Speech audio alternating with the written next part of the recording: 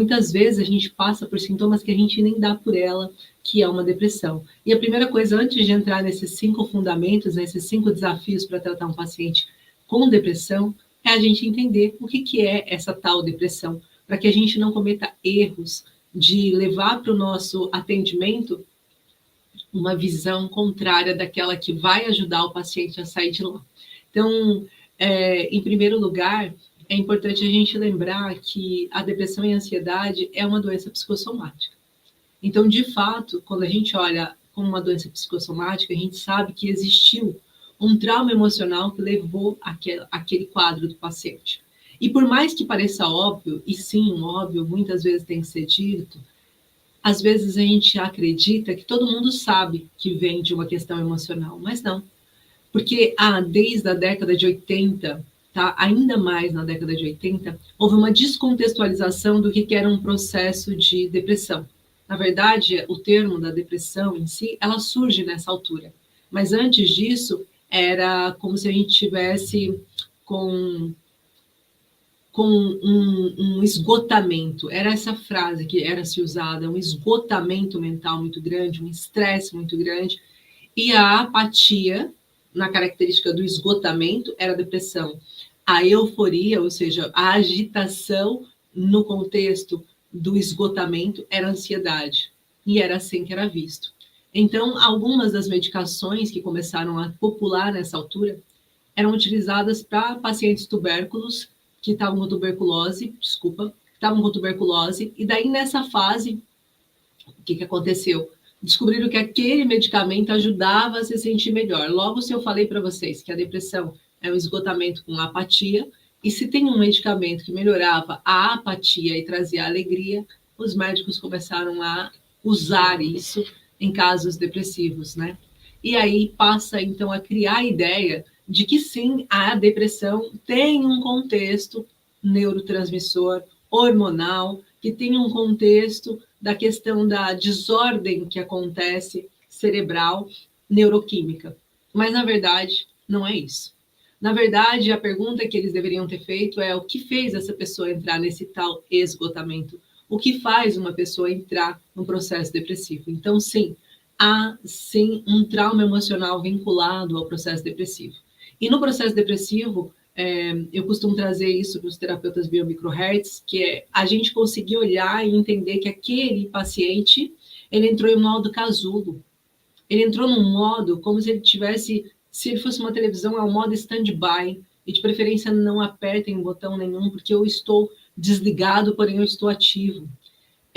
Eu sempre trago o exemplo do animal, até porque nós somos animais, somos racionais, mas no instinto de sobrevivência, quando o nosso instinto de sobrevivência ele é acionado, a gente não tem tanta racionalidade sendo usada, a gente tem muito mais, 90% da gente vira instintivo, né?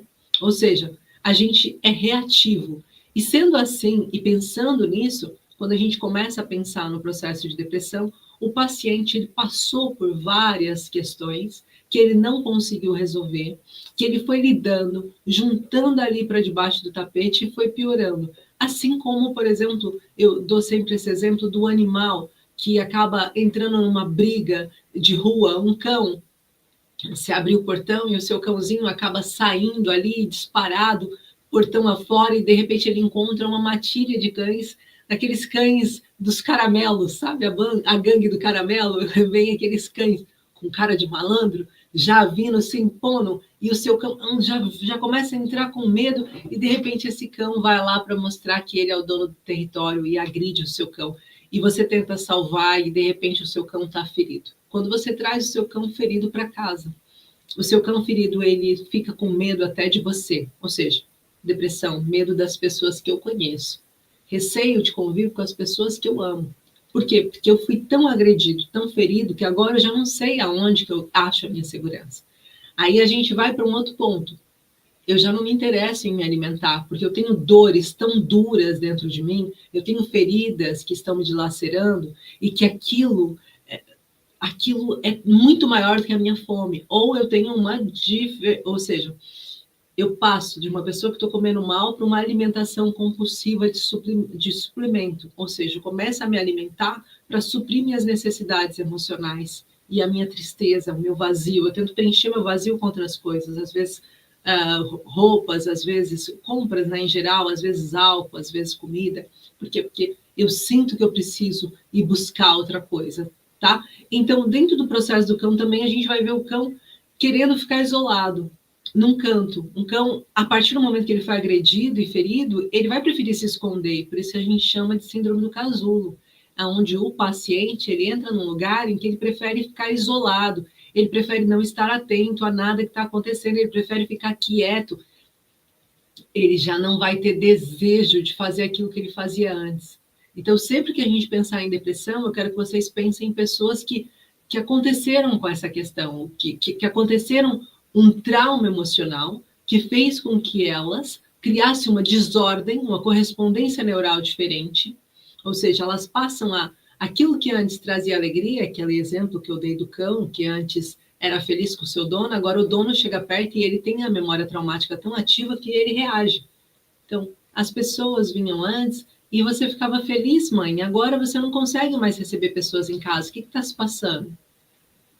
Depressão?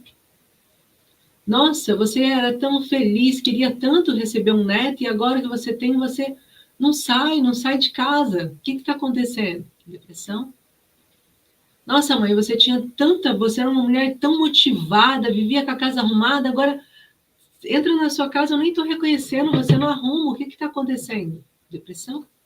Então, a depressão, ela muitas vezes, ela vem esse pedido de pausa da alma, esse grito silencioso, essa fala de exaustão, né? Essa falta de sentido, de não pertencimento. E é por isso que quando a gente atende um paciente, a gente precisa ir além da nossa técnica, a gente precisa se abrir para uma escuta real e sem julgamento.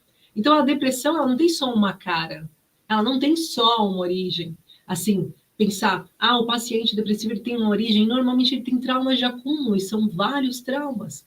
Ela pode vir do corpo, da mente e do emocional ao mesmo tempo. Porque, como eu disse, quando no emocional acontece algo traumático, vai afetar o seu corpo e vai afetar a sua mente, criando uma nova correspondência, vai fazer ele entrar no que a gente chama de pirâmide do conflito. Então, é muito importante vocês que estão aqui entenderem isso, porque qualquer coisa que venha a partir daqui, qualquer fala que vier a partir daqui é de complemento. Eu só posso entender os 5 desafios para tratar um paciente com depressão quando eu compreendo também o que é a depressão. Porque senão o meu tratamento também vai estar desajustado. Então,